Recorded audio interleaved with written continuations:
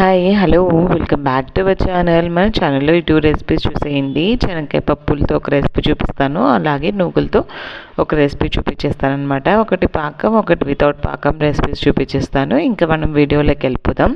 ముందుగా ఒక బాండి పెట్టేసుకొని అందులో శనగకాయ పప్పులు వేసుకొని మంచిగా లో ఫ్లేమ్లో ఫ్రై చేసేసుకోండి. ఇక్కడ ఖచ్చితంగా పప్పులు అనేవి లో ఫ్లేమ్లోనే ఫ్రై అవ్వాలన్నమాట. అలా లో ఫ్లేమ్లో ఫ్రై అవుతేనే మనకి ఆ పప్పుల టేస్ట్ మంచిగా ఉంటుందన్నమాట, పచ్చివాసన రాకుండా. అందుకని ఖచ్చితంగా పప్పులు మాత్రం లో ఫ్లేమ్లో ఫ్రై చేసేసుకోండి. అలా పప్పులన్నీ మంచిగా లో ఫ్లేమ్లో ఫ్రై అయిన తర్వాత అవన్నీ సైడ్కి తీసేసుకొని పొట్టు తీసేసుకొని పెట్టుకోండి. పప్పులకి ఇక్కడ ఏం పొట్టు ఉండకూడదు, అందుకని పొట్టు తీసేసుకొని పెట్టేసుకోండి. తర్వాత ఇక్కడ నేను 1.5 కప్ ఏమో తీసుకున్నాను అనమాట పల్లీలు. అందుకోసం 1 కప్ బెల్లం తీసుకుంటాను. బెల్లం అంతా మంచిగా దంచేసేసుకోండి. బెల్లం అంతా మంచిగా దంచేసేసుకున్న తర్వాత ఇక్కడ మనము పప్పులు ఉంటాయి కదా, శనగకాయ పప్పులన్నిటినీ మంచిగా కొంచెం ఎక్కువ సాఫ్ట్గా ఎక్కువ లేకుండా మంచిగా అట్లా పచ్చగా దంచేసి పెట్టుకున్నాము. లేకపోతే ఇక్కడ మీరు మిక్సీ అయినా యూజ్ చేయొచ్చు, లేకపోతే అట్లా మంచిగా రోట్లో వేసేసి ఎక్కువ నల్లకూడదు, ఎక్కువ నలగకుండా అట్లా మంచిగా పచ్చిగా దంచేసేసుకోండి. దంచేసిన తర్వాత అవన్నీ సైడ్కి తీసేసుకోండి. తర్వాత పాకం కోసం బెల్లం వేసేసి వాటర్ ఏమి ఎక్కువ వేయొద్దండి. ఇక్కడ జస్ట్ ఒక 2 or 3 table spoons of water వేసేసేయండి.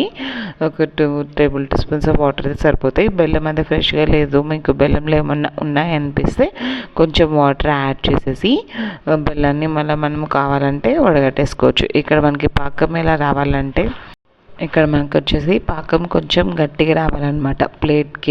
ప్లేట్లో తీసుకున్నప్పుడు పాకం వేస్తే మనకి సౌండ్ రావాలన్నమాట. వీడియో క్లిప్లో చూపించేస్తాను మీకు.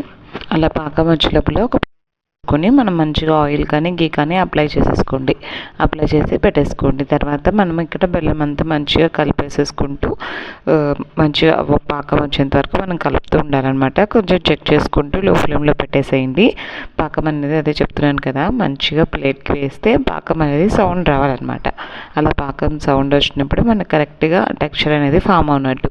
లేకపోతే మనకి పంటికి బాగా బంకలాగా అతుక్కుపోతుంది అనమాట. తినేటప్పుడు మన పంటికి అతుక్కున్నట్టు ఉంటుంది. అలా కొంచెం గట్టిగా వస్తేనే పాకం కొంచెం మనం నమలనీకి అందుకు బాగుంటుంది అనమాట. అలా పాకం మీరు చెక్ చేసుకుంటూ ఉండండి.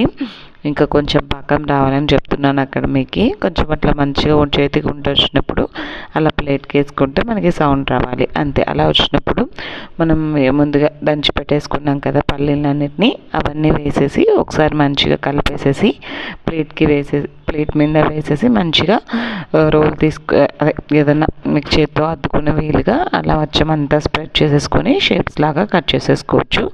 ఆ రోజు నాకు కొంచెం పిల్లలు ఉన్నారు కదా, కొంచెం షేప్ అటు ఇటు అయిందనమాట.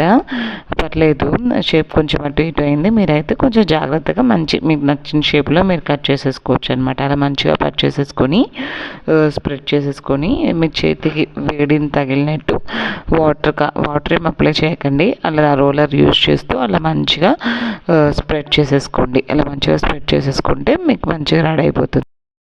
అలా మంచిగా షేప్లో కట్ చేసేసుకోండి. ఇలా కట్ చేసుకున్న వాటిని ఒక డబ్బాలో స్టోర్ చేసుకుంటే మనకు ఒక 15 days పాటు చాలా ఫ్రెష్గా ఉంటాయి అన్నమాట. రోజు మీ పిల్లలకి ఇవ్వచ్చు, మంచిగా స్నాక్స్ బాక్స్లో కానీ పెట్టి ఇవ్వచ్చు అనమాట. ఇలా ట్రై చేయండి. శనగకాయ పప్పులతో మీకు ఎందుకు అవి స్మాష్ చేశానంటే, మా ఇంట్లో చిన్నోడు ఉన్నాడు కదా, ఎక్కువ మన గొంతులో అందుకు ఇరుక్కోకుండా ఇలాగైతే కొంచెం వాళ్ళు కూడా తినొచ్చు కదా. ఎందుకంటే కొంచెం పిండి ఉంటాయి, ఎక్కువ బాగా ఉండవు కదా. అందుకని చిన్నపిల్లలు వాళ్ళు మాత్రం ఇలా ట్రై చేయండి. అవి గట్టిగా ఉంటాయి కదా, అందుకోసం ఇలా మంచిగా కొంచెం దంచేసుకుంటే వాళ్ళు కూడా హ్యాపీగా ఎంజాయ్ చేస్తూ తినేయచ్చు. ఇంకా నెక్స్ట్ రెసిపీ చూపించేస్తాను. ఇంకో రెసిపీ వచ్చేసి నువ్వు పిండి రెసిపీ అనమాట. ఆల్మోస్ట్ అందరికీ తెలిసి ఉంటుంది. నువ్వులో చాలా విటమిన్స్ ఉంటాయి కదా. మంచిగా కొంచెం మందంగా ఉన్న కడాయి తీసుకొని అందులో నువ్వులు పెట్టేసుకొని సిమ్ ఫ్లేమ్లో ఎంచుకోవాలి. హై ఫ్లేమ్లో పెడితే నువ్వులు అనేవి చిటపటలాడి మొత్తం అంతా స్ప్రెడ్ అయిపోతాయి అన్నమాట.